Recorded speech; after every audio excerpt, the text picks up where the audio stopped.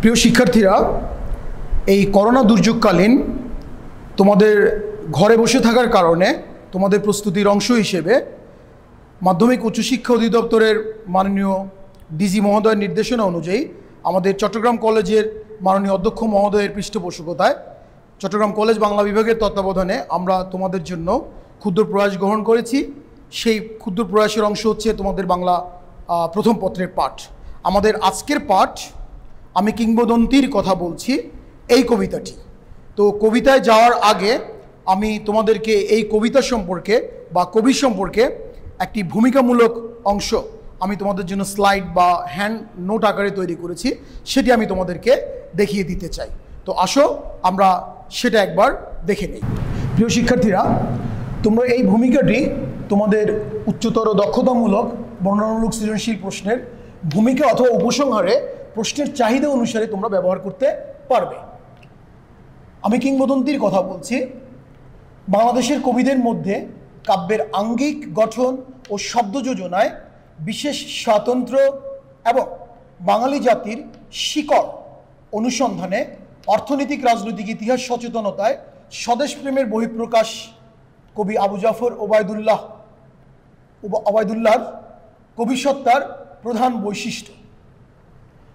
বাঙালি জাতির নৃতাত্ত্বিক প্রত্নতাত্ত্বিক অর্থাৎ অ্যানথ্রোপোলজিক্যাল আর্কিওলজিক্যাল, ঐতিহাসিক রাজনৈতিক হিস্টোরিক্যাল পলিটিক্যাল ও আর্থসামাজিক সোশিও ইকোনমিক্যাল ক্রমবিকাশ চিত্রায়নপূর্বক স্বাধীন বাংলাদেশ সৃষ্টির সামগ্রিক শিল্পচিত্র নির্মাণই তার আলোচ্য আমি কিংবদন্তির কথা বলছি কবিতার মূল উপজীব্য।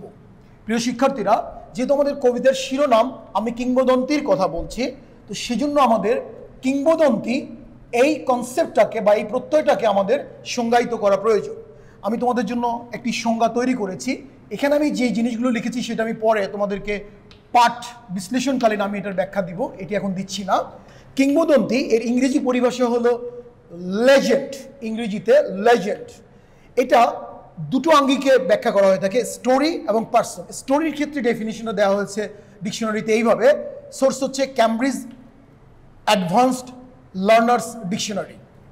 স্টোরি প্রেক্ষিতে বলা হচ্ছে a very old story or set of stories from ancient times, or the stories, not always true, that people tell about a famous event or person.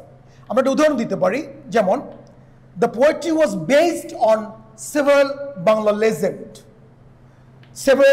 legends, অর্থাৎ অনেকগুলো বাংলা লেজেন্ডের প্রেক্ষিতে এই কবিতাটি ভিত্তি তৈরি হয়েছে। তাহলে এখানে কি দাঁড়ালো, যে পুরাতন কাহিনী যা সময়ের পরম্পরায় একটি জাতির ঐতিহ্য হিসেবে মানুষের মুখে প্রজন্ম পরম্পরায় বিধৃত হতে থাকে, সেই রকম কাহিনী, সত্য, মিথ, সেগুলোকে বলা হয় লেজেন্ড। আর ব্যক্তির ক্ষেত্রে someone very famous and admired, usually because of their ability in a particular area, অর্থাৎ একজন ব্যক্তি তার কর্মক্ষেত্রে অর্থাৎ যে ক্ষেত্রে তিনি কাজ করেন সেই ক্ষেত্রে তিনি খুব যদি বিখ্যাত হয়ে যান এবং তার কর্মের মধ্য দিয়ে যদি জাতি পৃথিবীকে যদি প্রভাবিত করে, তাহলে তিনি লেজেন্ড হিসেবে খেতাব পান। যেমন আমরা উদাহরণ দিতে পারি, নিকোলা টেসলা, একজন সায়েন্টিস্ট। নিকোলা টেসলা পদার্থবিদ, was a legend scientist at his age, অর্থাৎ তার সমসাময়িক কালে নিকোলা টেসলা ছিলেন একজন কিংবদন্তি বৈজ্ঞানিক। তো সুতরাং আমাদের আলোচ্য কবিতায় এই কিংবদন্তি শব্দটি মূলত এই দুইয়ের, স্টোরি এবং পার্সন, তার কারণ আমাদের পূর্বপুরুষরা এখানে পার্সন, আমাদের পূর্বপুরুষদের কাহিনী যেটা মুখে মুখে চলে আসছে সেটার প্রেক্ষিতে, অর্থাৎ এই দুইয়ের সমন্বয়ে জাতীয় ঐতিহ্যের প্রতীক হিসেবে চিত্রিত, এবং এই কবিতার লেজেন্ড শব্দটা বা কিংবদন্তি শব্দটা এই আলোকেই ব্যাখ্যা। তো প্রিয় শিক্ষার্থীরা, এবার আমি তোমাদেরকে এই কবিতাটি পাঠ করে তোমরা কি কি শিখতে পারবে সেই শিখন ফলটা আমি তোমাদেরকে দেখিয়ে দিচ্ছি। দেখো, শিখন ফল 1, কবির জীবন ও সাহিত্যকর্ম সম্পর্কে তোমরা জানতে পারবে, কবিতা এবং কবিতার বৈশিষ্ট্য জানতে পারবে, আমাদের পূর্বপুরুষদের নৃতাত্ত্বিক জাতিসত্তাগত ইতিহাস, জীবিকা ও শ্রেণী সংগ্রামের কথা তোমরা জানতে পারবে, কবি, এটা ইনভার্টেড কমার মধ্যে দিয়েছি বিশেষ অর্থে, তথা পূর্বপুরুষদের উপর অত্যাচারের কথা জানতে পারবে, বিভিন্ন যুদ্ধের ধ্বংসাত্মক স্বরূপ উপলব্ধি করতে পারবে। 6, মা মাতৃভূমির অভিন্নতা, বাংলার সন্তানদের যুদ্ধে যাওয়ার প্রয়োজনীয়তা ও ইতিহাস তোমরা জানতে পারবে। 7, কৃষি অর্থনীতি নির্ভর নদীমাতৃক এদেশে প্রবহমান নদীর ভূমিকা তোমরা ব্যাখ্যা করতে পারবে। 8, আমাদের পূর্বপুরুষের কৃতদাস হিসেবে এই উপমহাদেশের নিত হওয়ার যে ইতিহাস সেটি সম্পর্কে তোমরা অবগত হবে। 9, আবহমান বাংলা এবং বাঙালির রাজনৈতিক ইতিহাস, ঐতিহ্য ও মহান স্বাধীনতা যুদ্ধ সম্পর্কে তোমরা সম্যক অবহিত হতে পারবে। 10, কেন আমাদের পূর্বপুরুষ ও জাতির শিকড় অর্থাৎ আদি অনুসন্ধান প্রয়োজন তা তোমরা তোমাদের মর্মে উপলব্ধি করতে পারবে।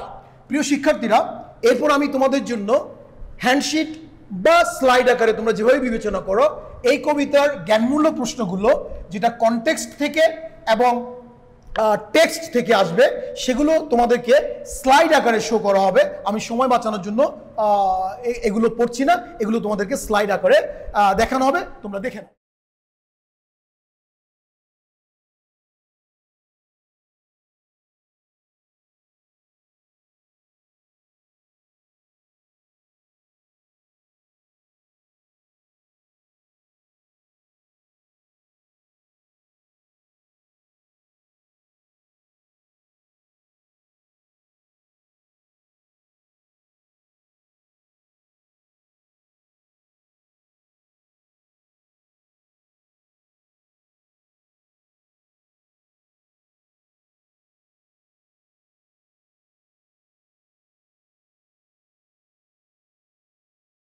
শিক্ষার্থীরা, এবার আমরা কবিতাটি বিশ্লেষণের স্বার্থে আমাদের কবিতাটির ধারণকৃত মৌল বিষয়াদি কি সেই সম্পর্কে আমি তোমাদেরকে ধারণা দিয়ে তারপর আমরা কবিতার পাঠ বিশ্লেষণে যাব, যাতে পাঠ বিশ্লেষণটা তোমরা সহজে উপলব্ধি করতে পারো, সেই জন্য আমার এই প্রয়াস।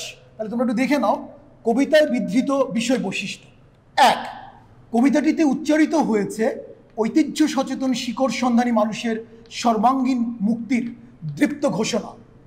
মূলত কবিতায় কবি সুদূর অতীত ও নিকট বর্তমানের ঘটনা প্রবাহকে একই সুতায় গেঁথে বাঙালি জাতির আবহমান ইতিহাসকে আমাদের সামনে জীবন্ত করে তুলেছেন। 2, কবিতাটি রচনার প্রেক্ষাপটে আছে বাঙালি সংস্কৃতির হাজার বছরের ইতিহাস, প্রায় 1400 বছরের ইতিহাস।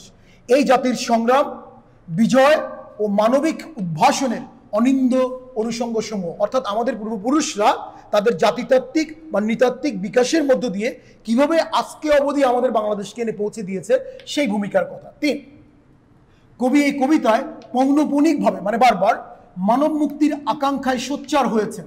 এই মানব মুক্তি মানে হচ্ছে যে মানুষের সামাজিক রাষ্ট্রীয় জীবন পরিচালনার জন্য তার যেই মৌল মানবিক বিষয়াদির দরকার সেগুলোর সমষ্টি যেন তারা অর্জন করতে পারে, সেটার জন্য কবির দিক থেকে সংগ্রাম, সেটা হচ্ছে মানবিক মুক্তির আকাঙ্ক্ষা। তার একান্ত প্রত্যাশিত মুক্তির প্রতীক হয়ে উপস্থাপিত হয়েছে দুটি বিশেষ শব্দবন্ধের মধ্য দিয়ে। একটা হচ্ছে কবি আর 2 হচ্ছে কবিতা। তাহলে এখানে কবি কি আর কবিতা কি এটা আমাদেরকে অত্যন্ত প্রচ্ছন্নভাবে বুঝতে হবে, তাহলে আমরা কবিতাটা বুঝতে পারবো না। কবি মানে হচ্ছে, এই কবিতায় কবি শব্দটা দ্বারা তুমি বুঝাতে চেয়েছেন বিভিন্ন শ্রেণী পেশায় কার্যকর সুদূর প্রসারী ভূমিকা বিস্তারকারী পূর্বপুরুষ স্বতন্ত্রভাবে, অর্থাৎ কবিতায় কবি শব্দটা দ্বারা আমরা এক এক জায়গায় এক এক অর্থে কবিকে গ্রহণ করব। অর্থাৎ কবি হচ্ছেন একজন কন্ট্রিবিউটর, তিনি হচ্ছেন একজন ভূমিকা বিস্তারকারী, আর কবিতা পূর্বপুরুষদের সামগ্রিক ভূমিকা উৎপাদন কর্ম ইত্যাদি সেটাও স্বতন্ত্রভাবে। তার মানে সব জায়গায় কবি ও কবিতা একই অর্থ প্রকাশ করবে না। তাহলে কবি কন্ট্রিবিউটর, কবিতা কন্ট্রিবিউশন। তাহলে যেখানে যে কবির কথা কন্ট্রিবিউটরের কথা বলা হবে সেখানে সেই কন্ট্রিবিউশন দিয়ে আমাদেরকে কবিতার ওই অংশটুকু ব্যাখ্যা করতে হবে এবং বুঝতে হবে, যা সাধারণভাবে আমি দেখি না। 4, কবি তার পূর্বপুরুষের সাহসী ও গৌরবোজ্জ্বল ইতিহাসের কথা উপস্থাপনের মধ্য দিয়ে তার বক্তব্যকে এগিয়ে নিয়ে চলেন। এই কবিতায় কবির বর্ণিত এই ইতিহাস মৃত্তিকা সংলগ্ন মানুষের ইতিহাস, বাংলার ভূমিজীবী অনার্য কৃতদাসের লড়াই করে টিকে থাকার ইতিহাস। ভূমিজীবী অনার্য তার মানে আমাদের আদি পূর্বপুরুষরা অনার্য ছিল, আর্য নয়। সেটি আমি তোমাদেরকে কবিতার ব্যাখ্যা সূত্রে এই ভূমিজীবী অনার্য এই কনসেপ্টটা আমি তোমাদেরকে ব্যাখ্যা করার চেষ্টা করব। 5, কবিতা ও সত্যের অভেদ কল্পনার মধ্য দিয়ে, আমি আবার বলছি, কবিতা ও সত্যের অভেদ কল্পনার মধ্য দিয়ে কবি নিয়ে এসেছেন মা, বোন, ভাই ও পরিবারের কথা। কবি জানতেন মুক্তির পূর্ব শর্তই হলো যুদ্ধ। আবার বলছি, কবি জানতেন মুক্তির পূর্ব শর্তই হলো যুদ্ধ। আর সেই যুদ্ধে পরিবার থেকে বিচ্ছিন্ন হতে হয় ভালোবাসার জন্য, তাদের তথা দেশমাতাকে মুক্ত করবার জন্যই তাদেরকে ছেড়ে যেতে হয়। এই অমোঘ সত্য কবি জেনেছেন আমাদের মহান ৭১-এর মহান স্বাধীনতা যুদ্ধের ইতিহাস থেকে। তাহলে এই বিষয়টা আমাদের খুব দৃঢ়ভাবে মস্তিষ্কে রাখতে হবে কবিতাটা বোঝার জন্য। ৬, কবিতাটির রসোপলব্ধির অবিচ্ছেদ্য অংশ হলো এর আঙ্গিক বিবেচনা। আঙ্গিক মানে হচ্ছে গঠন। এক্ষেত্রে যে বিষয়টি পাঠককে নাড়া দেয় তা হলো একই ধাঁচের বাক্য বা পংক্তির বারংবার ব্যবহার, মানে একই ধাঁচের পংক্তির বারবার ব্যবহারের মধ্য দিয়ে কবি সেই বিষয়টাকে অত্যন্ত তাৎপর্যমণ্ডিত করে তুলতে চেয়েছেন আমাদের জন্য।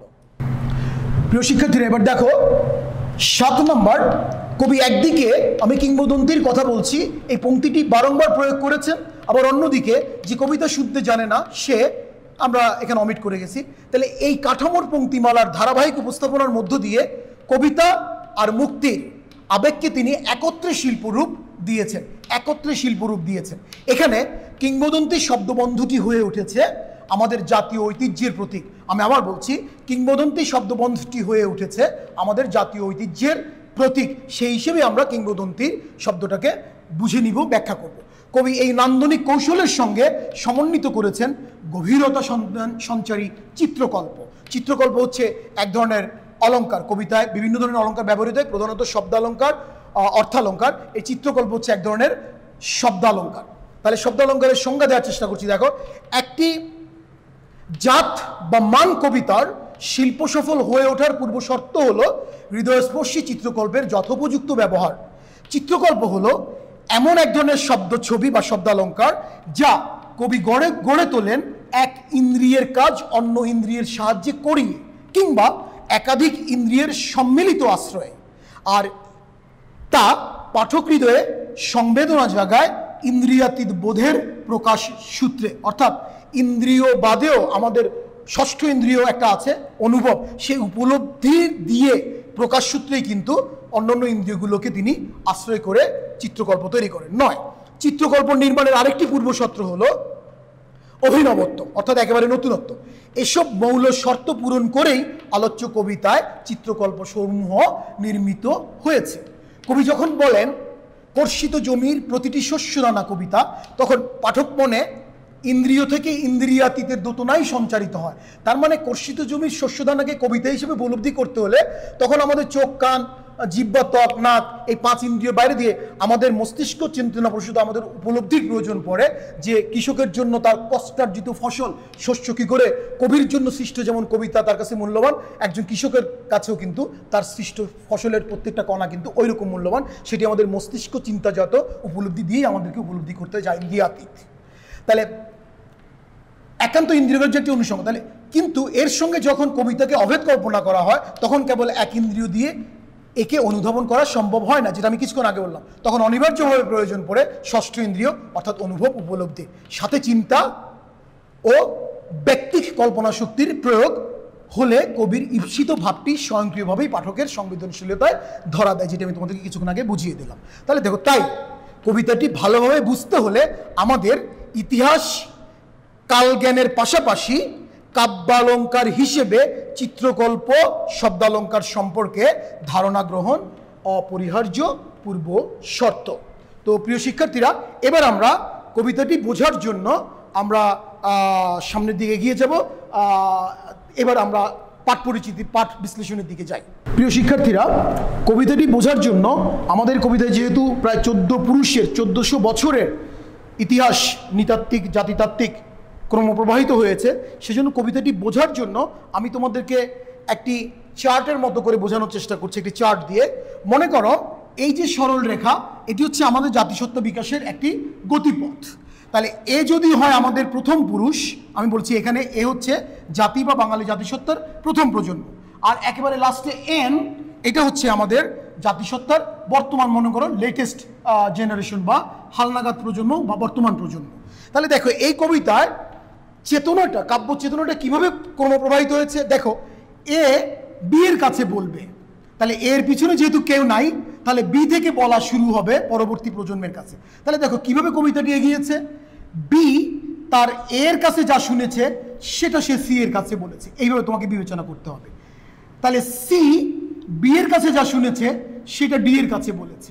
আবার অনুরূপভাবে ডি এই সি এর কাছে যা শুনেছে সে তা ই এর কাছে বর্ণনা করেছে। ই আবার ডি এর কাছে যা শুনেছে তা এফ এর কাছে বলেছে। এফ আবার ই এর কাছে যা শুনেছে সেটা জি এর কাছে বলেছে।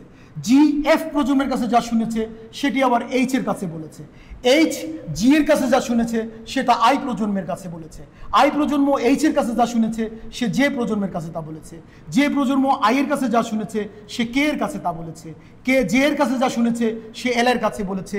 এল কে এর কাছে যা শুনেছে সে এম এর কাছে বলেছে। এম এল এর কাছে যা শুনেছে সে এন প্রজন্ম অর্থাৎ আমাদের বর্তমান প্রজন্মের কাছে বলেছে। এইভাবে যদি আমরা প্রজন্ম পরম্পরায় আমরা আমাদের পূর্ববর্তী প্রজন্ম থেকে কিংবদন্তিগুলো যদি গ্রহণ করি, তাহলে আমরা অতীত জ্ঞান অর্জনের মধ্য দিয়ে আমরা আমাদের ইতিহাস ঐতিহ্য সমৃদ্ধ হয়ে আমরা স্বদেশ প্রেরণায় স্বদেশ চেতনায় উজ্জীবিত হয়ে উঠতে পারবো এবং দেশ গঠনে আমরা যে যার ভূমিকায় আত্মনিয়োগ করতে পারবো। তাহলে এখানে এই দুইয়ের সমন্বয় কিন্তু আমাদের এই দুইয়ের সমন্বয়ে কিংবদন্তি শব্দটি আমাদের জাতীয় ঐতিহ্যের প্রতীক হয়ে উঠেছে। অর্থাৎ কি, এই যে লেজেন্ড শব্দটা আমি তোমাদেরকে দিয়েছি, পূর্বপুরুষদের বিকাশ এবং অবদান আর কোনো ব্যক্তি বা গোষ্ঠীর অবদান, তাহলে এই দুইটার মিলেই আমাদের জাতীয় ঐতিহ্যের প্রতীক হিসেবে আমি কিংবদন্তির কথা বলছি, কিংবদন্তি। তো প্রিয় শিক্ষার্থীরা, এবার আমরা কবিতার পাঠ বিশ্লেষণে চলে যাই। তাহলে তোমরা তোমাদের যে অনুধাবনমূলক প্রশ্নগুলো আমি তোমাদের জন্য দাগ দিয়ে দিয়েছি, তোমরা এখান থেকে সেগুলো সম্পর্কে ধারণা করতে পারবে। দেখো, আমাদের কবিতার প্রথম পংক্তি হচ্ছে, কবিতাটি হচ্ছে মোট মূল কবিতা 254 পংক্তির। আমাদের জন্য পাঠ্য করা হয়েছে মাত্র 68 পংক্তি। তাহলে এই 68 পংক্তি হচ্ছে কবিতার প্রথম পংক্তিটি, মূল কবিতার প্রথম পংক্তিটি বাদ দিয়ে প্রথম 47 পংক্তি এবং সর্বশেষ 21 পংক্তি সমান সমান 68 পংক্তি তোমাদের জন্য পাঠ্য। সে 68 পংক্তির বাইরে তোমরা কোনো জ্ঞানমূলক চর্চা করবে না, কোনো বই হয়তো পুরো বই কবিতার প্রেক্ষিতেই দেওয়া আছে। তাহলে দেখো, আমরা পাঠ শুরু করছি। আমি আমার পূর্বপুরুষের কথা বলছি, অর্থাৎ কবি আমাদেরকে তার পূর্বপুরুষদের কথা বলেছেন। তাহলে এইখান থেকে তোমাকে এই প্রজন্ম থেকে শুরু করতে হবে। তার করতলে পলিমাটির সৌরভ ছিল। এর অর্থ হচ্ছে যে আমাদের পূর্বপুরুষ এই যে অনার্য ভূমিজীবী অনার্য কৃতদাস হিসেবে নিত হওয়ার পর কৃষি দিয়েই আমাদের আদি জীবিকার সূত্রপাত ঘটেছে। তাহলে করতলে তার মানে হাতের তলে পলিমাটির সৌরভ থাকার অর্থই হচ্ছে যে তারা পলিমাটি সমৃদ্ধ এই বাংলার যে পতিত জমিগুলো তারা আবাদ করে তারা শস্য ফলাতেন। কৃষি ছিল আমাদের আদি জীবিকা। তার পিঠে রক্ত জবার মতো ক্ষত ছিল। তাহলে তার পিঠে রক্ত জবার মতো ক্ষত ছিল কেন? তার কারণ আমাদের এই পূর্বপুরুষরা অনার্য, আমাদের জাতিসত্তার বিকাশ হয়েছে দ্রাবিড় এইখানকার অনার্য জাতিগোষ্ঠীর সঙ্গে দ্রাবিড় এবং সুদূর আফ্রিকা থেকে নিত নিগ্রয়েড যে কৃতদাসরা, তাদের সংমিশ্রণে আমাদের জাতিসত্তা কোল, ভিল, মুন্ডা, সাঁওতাল প্রভৃতির মধ্য দিয়ে আজকের এই বাঙালি জাতিসত্তায় আমরা উপনীত হয়েছি। তো সুতরাং তাদেরকে যখন কৃতদাস হিসেবে আনা হয়েছে তখন তাদেরকে নিশ্চয়ই অত্যাচার করা হয়েছে, আর অত্যাচারের চিহ্নটা কিন্তু পিঠেই থাকে, সেজন্য তাদের পিঠে রক্ত জবার মতো ক্ষত ছিল। দ্বিতীয় ব্যাখ্যা হতে পারে যে এই ভারতীয় উপমহাদেশে আমাদের পূর্বপুরুষরা বসতি স্থাপনের পর বিভিন্ন শোষক গোষ্ঠী আমাদের পূর্বপুরুষদেরকে শোষণ করেছে, সেই শোষকরাও কিন্তু তাদেরকে অত্যাচার নির্যাতন করেছে এবং সেই চিহ্নও কিন্তু তারা পিঠে বয়ে বেরিয়েছে, হয়তো আমৃত্যু। তাহলে সেই শোষণের চিহ্নকেই কবি এখানে রক্ত জবার সঙ্গে উপমিত করে তাৎপর্যমণ্ডিত, তার মানে এটা উপমা অলঙ্কার। তিনি অতিক্রান্ত পাহাড়ের কথা বলতেন কেন? তার কারণ ওই সুদূর পাহাড় ডিঙিয়েই তিনি আসতেন, অথবা পাহাড় লঙ্ঘন করা অনেক কষ্টসাধ্য। তাহলে দুই অর্থে হতে পারে যে তারা আক্ষরিক অর্থে পাহাড় ডিঙিয়ে এই ভারতীয় উপমহাদেশে এসেছেন, আর দ্বিতীয়ত যে পাহাড় সম প্রতিবন্ধকতাকে অতিক্রম করে তারা তাদের জীবন জীবিকা এখে এই উপমহাদেশে ত্বরান্বিত করেছেন। দুই অর্থে তোমরা গ্রহণ করতে পারো।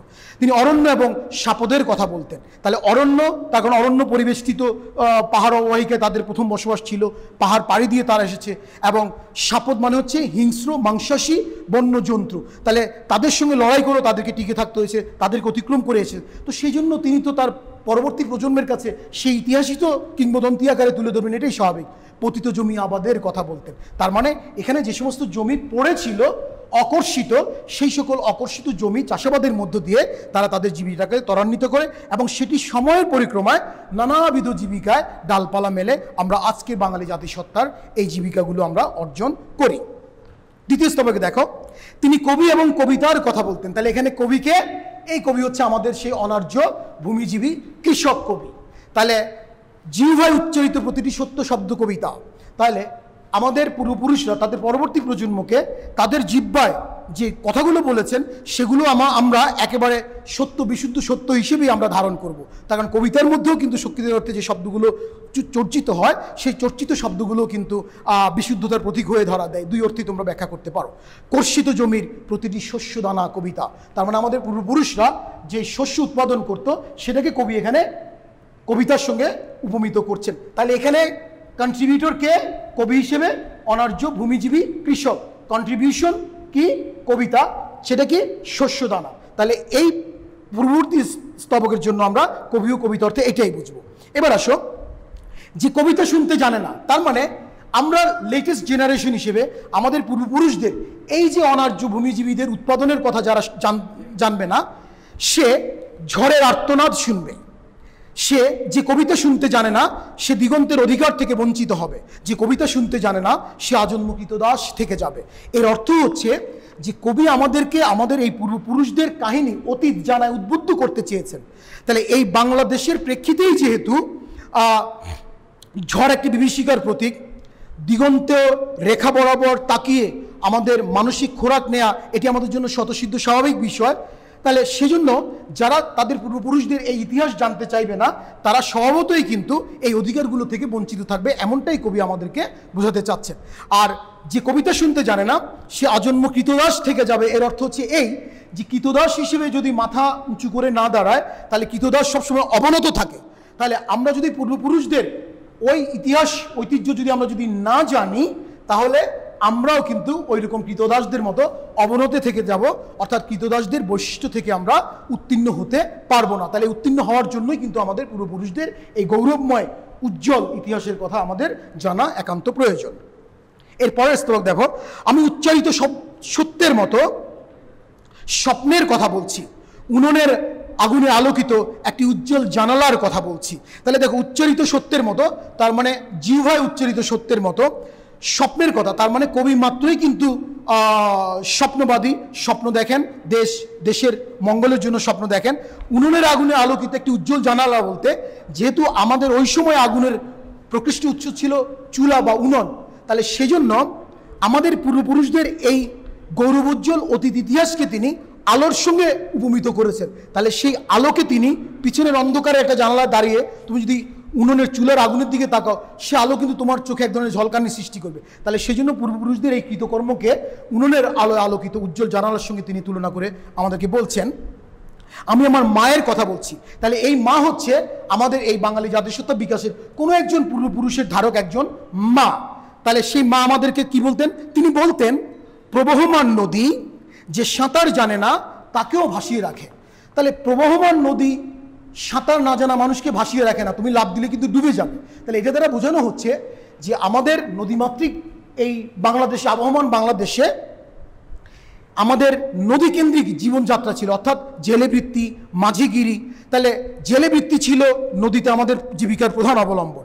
তাহলে যারা এই প্রধান অবলম্বন জেলেবৃত্তি বা ধীববৃত্তি গ্রহণ করতো না, তাহলে এই জেলে বৃত্তিকে ত্বরান্বিত করে নৌকা তৈরি করে, বৈঠা তৈরি করে, জাল বুনন করে, জাল বুননের যে অনুষঙ্গাদি আছে সেগুলো তৈরি করে। তাহলে এরকম পরোক্ষ বস্তু উপকরণ তৈরির মধ্য দিয়েও কিন্তু নদী তীরবর্তী দুই তীরের মানুষকে কিন্তু পরোক্ষ জীবিকা দানের মধ্য দিয়ে কিন্তু নদী তাদেরকে কিন্তু বাঁচিয়ে রাখে। অন্যভাবে আমরা বলতে পারি যে যারা টিকে থাকার জন্য নদী তীরবর্তী অঞ্চলগুলোতে তারা যদি প্রচেষ্টা গ্রহণ করে, নদীর প্রত্যক্ষ পরোক্ষ সহায়তা কামনা করে, তাহলে নদী কিন্তু তাদেরকে বিমুখ করে না। তাহলে এই নদীমাতৃক বাংলাদেশের এমন চিত্রই কিন্তু আমাদের পূর্বপুরুষ কোনো এক মায়ের জবানিতে এইভাবে কবি আমাদের জন্য প্রতিফলিত করে তুলেছেন। যে কবিতা শুনতে জানে না, তাহলে এখানে কবিতা কি? এখানে কবিতা হচ্ছে আমাদের এই জেলেদের কন্ট্রিবিউশন। এখানে কবি হচ্ছে আমাদের এই নদী ও নদী কেন্দ্রিক জীবিকা যাদের, বিশেষ করে ধীবর, তারা।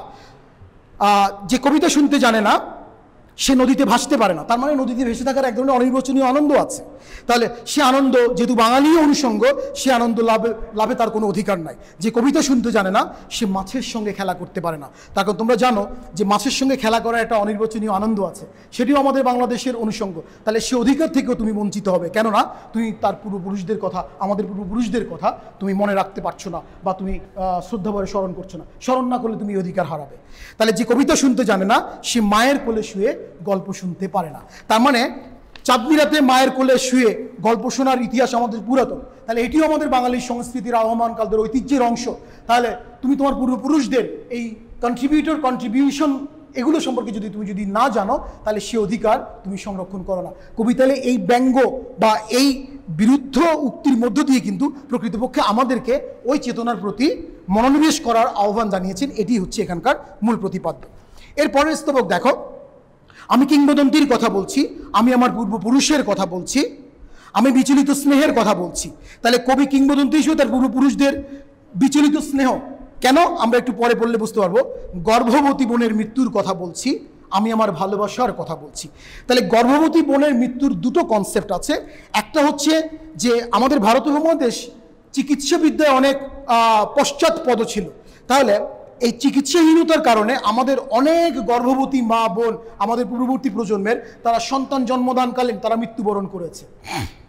অথবা নীলকরদের অত্যাচার, ইংরেজদের অত্যাচার, কিংবা কালে কালে যুগে যুগে বিভিন্ন শোষক শ্রেণীর অত্যাচারেও কিন্তু আমাদের পূর্ববর্তী মা বোনরা কিন্তু পূর্ব প্রজন্মের অংশ হিসেবে তারা কিন্তু ধর্ষিত হয়েছে, ধর্ষণ পরবর্তীকালে তারা মৃত্যুবরণ করেছে।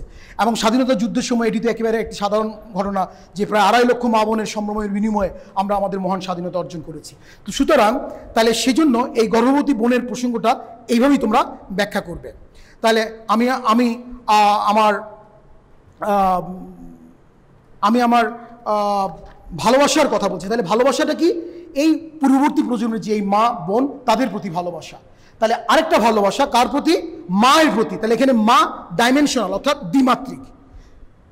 ভালোবাসা দিলে মা মরে যায়, যুদ্ধ আসে ভালোবেসে, মায়ের ছেলেরা চলে যায়, আমি আমার ভাইয়ের কথা বলছি। তার মানে এখানে কালে কালে ওই যে বললাম যুদ্ধ ছাড়া মুক্তি অসম্ভব। তাহলে এটা আমাদের জাতিসত্তা বিকাশের যে কোনো পর্যায়ের যে কোনো যুদ্ধ, বিশেষত আমাদের মহান মুক্তিযুদ্ধকালীন। তাহলে দেখো, দেশ মা নিজের মা, এই দুইয়ের মধ্যে অভেদ কল্পনা করা হয়েছে। দেশ মায়ের সম্ভ্রম রক্ষা করার জন্য, যখন দেশ মায়ের সম্ভ্রম রক্ষা করার জন্য, দেশ মায়ের মর্যাদা স্বাধীনতা রক্ষা করার জন্য যখন সন্তান যুদ্ধে চলে যায়, তখন গর্ভধারিণী মা হয়তো মরে যায় অথবা বেঁচে থাকে মরে থেকে। তাহলে সেজন্য তিনি বলছেন ভালোবাসা দিলে মা মরে যায়। তার মানে গর্ভধারিণী মা মরে যায় দেশ মাতার প্রতি ভালোবাসা দিলে। মায়ের ছেলেরা চলে যায় যুদ্ধের জন্য, আমি আমার ভাইয়ের কথা বলছি। তার মানে যুদ্ধে যে সমস্ত পূর্বপুরুষ অংশগ্রহণ করেছেন, কেউ শহীদ হয়েছেন, কেউ হয়তো জীবিত ফিরেছেন, তাদের কন্ট্রিবিউশনকে, তাদের ভূমিকাকে কবি শ্রদ্ধার সঙ্গে এখানে স্মরণ করেছেন। তাহলে এখন এখানে কবি কারা? এই আমাদের যুদ্ধকালীন, মহান মুক্তিযুদ্ধকালীন যারা অবদান রেখেছেন তারা হলেন এখানে কবি, আর তাদের ভূমিকাটা, কন্ট্রিবিউশনটা হচ্ছে কবিতা। তাহলে কবি আমাদেরকে এখন আবার বলছেন যে কবিতা শুনতে জানে না, সে সন্তানের জন্য মরতে পারে না।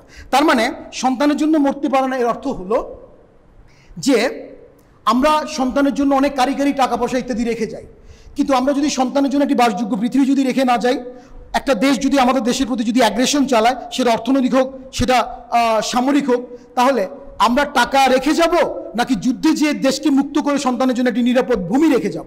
তাহলে এখানে নিরাপদ ভূমি রেখে যাওয়াটাই পরবর্তী প্রজন্মের জন্য সন্তানের প্রতি ভালোবাসা। তাহলে কবি বোঝাতে চাচ্ছেন যে এই ধরনের পূর্বপুরুষদের যুদ্ধ বিগ্রহ, যুদ্ধের মধ্য দিয়ে সংহতির কথা জানতে চায় না, তারা কিন্তু সন্তানের জন্য মরতে পারে না। যে কবিতা শুনতে জানে না, মানে এই পূর্বপুরুষদের কন্ট্রিবিউশন জানতে চায় না, সে ভালোবেসে যুদ্ধে যেতে পারে না। যে কবিতা শুনতে জানে না, সে সূর্যকে হৃৎপিণ্ডে ধারণ করতে পারে না। সূর্যকে কেউ হৃৎপিণ্ডে এমনি ধারণ করতে পারে না, অনেক অনেক বেশি ফারেনহাইট ডিগ্রি তাপমাত্রা তার। তো সুতরাং সূর্য হচ্ছে আলোর প্রতীক, সূর্য হচ্ছে শুভের প্রতীক। তাহলে যে এইরকম কবিতা, অর্থাৎ পূর্বপুরুষদের কন্ট্রিবিউশনকে, সৃষ্টির ভূমিকাকে যারা স্বীকার করে না, জানতে চায় না, জানতে পারে না, তারা কিন্তু সূর্যতুল্য মঙ্গলময় সত্যকে তারা তাদের আত্মায়, অন্তরে ধারণ করতে পারে না। এরপরে স্তবকে আসি, যে কর্ষণ করে শস্যের সম্ভার তাকে সমৃদ্ধ করবে। তার মানে আমাদের কৃষিজীবী, অনার্য ভূমিজীবী, তাদের কথা বলা হচ্ছে। যে মৎস্য লালন করবে, প্রবহমান নদী তাকে পুরস্কৃত করবে। তার মানে আমাদের ধীবর জীবিকার কথা বলা হচ্ছে। যে গাভীর পরিচর্যা করে, জননীর আশীর্বাদ তাকে দীর্ঘায়ু করবে। তার মানে যারা গোপালক, আমাদের দেশের আদি পেশা, তাদেরকে কথা এখানে কৃতজ্ঞতা চিত্তে স্মরণ করা হচ্ছে। যে লৌহখণ্ডকে প্রজ্বলিত করে, ইস্পাতের তরবারি তাকে সশস্ত্র করবে। তার মানে গাহি তাহাদের গান, ধরনীর হাতে দিল যারা আনি ফসলের ফরমান, কবি কাজী নজরুল ইসলামের কবিতার মতো কবি এখানে কৃষকদের প্রতি সম্মান জানিয়েছেন, মৎস্য লালনকারীদের প্রতি সম্মান জানিয়েছেন। যারা গাভী, জননীর আশীর্বাদ তাদেরকে দীর্ঘায়ু করবে। কেন? তার কারণ গাভীর দুধ খেয়েই তো আমরা আমাদের শরীরের পুষ্টি নিবারণ করি। যে লৌহখণ্ডকে প্রজ্বলিত করে, তার মানে কামার শ্রেণী, যারা মাটি দিয়ে তৈরি করে তাদেরকে কুমার বলে, যারা লৌহ দিয়ে বিভিন্ন তৈজসপত্র দিয়ে এবং যুদ্ধের অস্ত্র তৈরি করে, তার কারণ আমাদের বাংলাদেশেও কিন্তু অন্যান্য পৃথিবীর সভ্যতার মতো এই ভারতীয় উপমহাদেশে কিন্তু যুদ্ধ অনিবার্য ছিল। তাহলে যুদ্ধের অস্ত্র তৈরি করে যে কামার, তাহলে যুদ্ধ জয় করে সৈনিক, কিন্তু যে অস্ত্রের যোগান দেয় সেই কামারের ভূমিকা কিন্তু এখানে কন্ট্রিবিউশন কম নয়। তাহলে সেজন্য কবি এখানে যথাক্রমে ধীবর, মৎস্য পালনকারী, গাভী পরিচর্যাকারী এবং অস্ত্র প্রস্তুতকারী কিংবা কামার শ্রেণীর প্রতি কবি এখানে গভীরভাবে শ্রদ্ধা নিবেদন করেছেন এবং এই ধরনের পেশাগুলোকে তিনি ওয়েলকাম জানিয়েছেন বা স্বাগতম জানিয়েছেন। তাহলে এখনও আমাদের মধ্যে যারা এই সমস্ত পেশা লালন করে চলেছে আমরা তাদেরকে ঘৃণা করব না, কেননা তারা আছে বলেই কিন্তু আমরা ওগুলো সহজে ভোগ করার সুযোগ পাচ্ছি। তো সুতরাং এই পেশাজীবী শ্রেণী মানুষদের প্রতি, পূর্বপুরুষদের প্রতিও শ্রদ্ধা, বর্তমানে যারা এই পেশাগুলো লালন করছে তাদের প্রতিও আমাদের শ্রদ্ধা যাবে।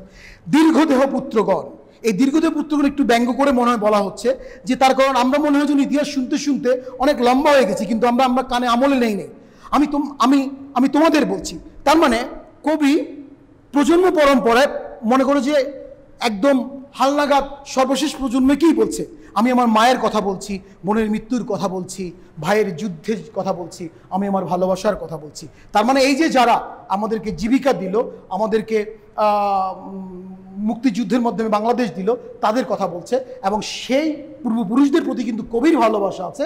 আমাদের মধ্যেও যেন তাদের প্রতি অনুরূপ ভালোবাসার সৃষ্টি হয় এবং সেই ভালোবাসা থাকলেই কিন্তু আমরা আমাদের দেশকে একটা কাঙ্ক্ষিত পর্যায়ে আমরা এগিয়ে নিয়ে যেতে পারবো। কবিতার শেষ স্তবকটি নির্মিত হয়েছে একেবারেই আমাদের মহান মুক্তিযুদ্ধের প্রেক্ষাপটে। একটু তোমরা খেয়াল করো, আমি কবি এবং কবিতার কথা বলছি, এখানে কবি এবং কবিতা ভিন্ন, আগেরগুলোর সঙ্গে আর মেলানো যাবে না। সশস্ত্র সুন্দরের অনিবার্য অভ্যুত্থান কবিতা, অর্থাৎ যুদ্ধের মধ্য দিয়ে, একটি অভ্যুত্থানের মধ্য দিয়ে একটি দেশ তৈরি করা, টেরিটোরিয়ালি সীমানাগতভাবে, সেটিকে কবিতা বলা হচ্ছে। তাহলে কবি কারা? যারা অভ্যুত্থান ঘটিয়েছে। তাহলে মুক্তিযোদ্ধারা আমাদের জন্য এখানে কবি, আর তাদের সৃষ্ট আমাদের এই বর্তমান সোনার বাংলা, সেটি হচ্ছে একটি কবিতা, একটি মহাকাব্য। সুপুরুষ ভালোবাসার সুকণ্ঠসঙ্গীত কবিতা, এখানে সুপুরুষ আমরা কাকে ধরতে পারি? আমাদের বাঙালি জাতির অবিসংবাদিত নেতা বঙ্গবন্ধু শেখ মুজিবুর রহমান, যোগ তার সঙ্গে আমরা 52 ভাষা আন্দোলন থেকে কিংবা তারও পিছন দিক থেকে ক্ষুদিরাম সহ আমরা বিভিন্ন বিপ্লবী নেতাদেরকে আমরা এখানে ধরতে পারি। তবে আমরা সর্বশেষ হিসেবে, লেটেস্ট প্রজন্ম হিসেবে আমরা এখানে বঙ্গবন্ধুকেই যদি ধরি, আমরা কবিতার তাৎপর্য অনেক বেশি উপলব্ধি করতে হবে। তাহলে সুপুরুষ ভালোবাসার সুকণ্ঠ সঙ্গীত কবিতা বলতে আমরা ধরতে পারি যে বঙ্গবন্ধু শেখ মুজিবুর রহমানের 6 দফা এবং 7 মার্চ 1971 যে ঐতিহাসিক একটা কালোজয়ী ভাষণ তিনি দিয়েছেন, সেটাকে আমরা ধরতে পারি একটি সুকণ্ঠ সঙ্গীত কবিতা। জিহ্বায় উচ্চারিত প্রতিটি মুক্ত শব্দ কবিতা, কেননা বঙ্গবন্ধু আমাদেরকে এবারের সংগ্রাম, আমাদের স্বাধীনতার সংগ্রাম, তাহলে এটি তো আমাদের জন্য কবিতাই। তার কারণ এই কবিতায় উদ্বুদ্ধ হয়েছিল বলেই কিন্তু 30 লক্ষ মহান শহীদ কিন্তু তাদের অমূল্য জীবনকে বিসর্জন দিতে পেরেছে, আমরা একটি দেশ পেয়েছি। রক্ত জবার মতো প্রতিরোধের উচ্চারণ কবিতা, তার কারণ প্রতিরোধ করতে গেলে দেহ ক্ষতবিক্ষত হয়, তার কারণ দেহ রঞ্জিত হয়, রক্তে রঞ্জিত হয়, আর রক্তের রং লাল, জবার রঙও লাল। সুতরাং এখানে উপমা অলঙ্কারের মধ্য দিয়ে তাদের এই আত্মত্যাগকে অনেক বেশি মহিমান্বিত করে তোলা হয়েছে। তাহলে কবি শেষ পর্যন্ত আশঙ্কা ব্যক্ত করেছেন, এই আশঙ্কাই প্রকৃতপক্ষে আমাদের জন্য প্রেরণা, এই কবিতার মৌল প্রেরণা। সেটি হচ্ছে কি, যে আমরা কি তার মতো কবিতার কথা বলতে পারবো? তার মানে আমাদের পূর্ববর্তী প্রজন্মরা পরবর্তী প্রজন্মের কাছে যে পূর্বপুরুষদের যে গাথা, যেই গৌরবোজ্জ্বল ভূমিকার কথা বলে গেছেন, আমাদের জাতির মহান নেতা আমাদেরকে যেভাবে 7 মার্চের ভাষণ দিয়েছেন, আমাদেরকে 6 দফা দিয়েছেন, তাহলে আমরা কি এই বর্তমান প্রজন্ম দেশের চাহিদায় আমরা কি তার মতো এরকম কবিতা, এরকম কথা বলতে পারবো, অর্থাৎ কন্ট্রিবিউশন দিতে পারবো, ভূমিকা রাখতে পারবো? আমরা কি তার মতো স্বাধীনতার কথা বলতে পারবো? তার মানে বঙ্গবন্ধু স্বাধীনতার কথা বলেছেন, স্বাধীনতা এনে দিয়েছেন, আমরা আজকে স্বাধীন বাংলাদেশের নাগরিক। তো প্রিয় শিক্ষার্থীরা, তাহলে দেখো যে আজকে আমরা বাংলাদেশে যে বাংলাদেশে বাস করছি, আমাদের কিন্তু সীমানাগত স্বাধীনতার কিন্তু কোনো সমস্যা নাই। তাহলে আমরা সাধারণ মানুষের জীবন এবং জগৎকে উন্নত করার জন্য যে 5টি মৌল মানবিক চাহিদা এবং এই চাহিদার সহযোগে জীবনমান উন্নয়নের জন্য যা করণীয়, সেগুলো থেকে কিন্তু আমরা এখনও স্বাধীন হই নাই। তাহলে সেজন্য পরবর্তী বা একেবারে লেটেস্ট জেনারেশন হিসেবে আমরা যে শ্রেণী পেশায় আছি, আজকে তুমি ছাত্র, আগামী দিনে তুমি দেশের কর্মী হবে। আজকে তুমি দেশমাতা থেকে নিচ্ছ, কালকে তোমাকে দেশমাতাকে দিতে হবে। তাহলে এই যে দিবে, কিসের প্রেরণা উজ্জীবিত হয়ে দিবে? এই পূর্বপুরুষদের গৌরবোজ্জ্বল ভূমিকার কথা চিন্তা করেই দিবে। আমাদের জাতির অবশ্যংবাদী নেতা বঙ্গবন্ধু শেখ মুজিবুর রহমানের ভূমিকার কথা চিন্তা করে দিবে। আমাদের পূর্বপুরুষ সকল প্রজন্মের কন্ট্রিবিউটরদের ভূমিকার কথা দিবে। তাহলেই আমরা একটি কাম্য স্তরের বঙ্গবন্ধুর সোনার বাংলা আমরা গঠন করতে পারবো। আমরা ইতিমধ্যে আমাদের বর্তমান মাননীয় প্রধানমন্ত্রীর যোগ্য নেতৃত্বে আমরা কিন্তু সেই সোনার বাংলা গঠনের যে মহাসড়ক সেটিতে কিন্তু আমরা উঠে গেছি এবং অনেক দূর আমরা এগিয়েছি। কিন্তু ডেস্টিনেশনে গোলে বা লক্ষ্যে পৌঁছতে হলে আমাদেরকে আমাদের এই জাতির এই ইতিহাস অনুষঙ্গ এই গৌরব গাথাগুলো স্মরণ করে কিন্তু আমাদেরকে সামনে এই দেশকে এগিয়ে নিতে হবে, কেননা এই দেশটি আমাদের সবার। তো তোমরা সেভাবে নিজেদেরকে মন মানসিকতা গড়ে তুলবে এবং নিজেদেরকে সেভাবে ভূমিকায় অবতীর্ণ করবে, এই বিশ্বাস রেখে আমি আজকের মতো এখানে শেষ করছি। তোমরা সবাই ভালো থাকবে, নিরাপদে থাকবে, ঘরে থাকবে। আমি কামরুল আলম চৌধুরী, চট্টগ্রাম কলেজের বাংলা বিভাগের সহযোগী অধ্যাপক। তোমরা সবাই ভালো থেকো।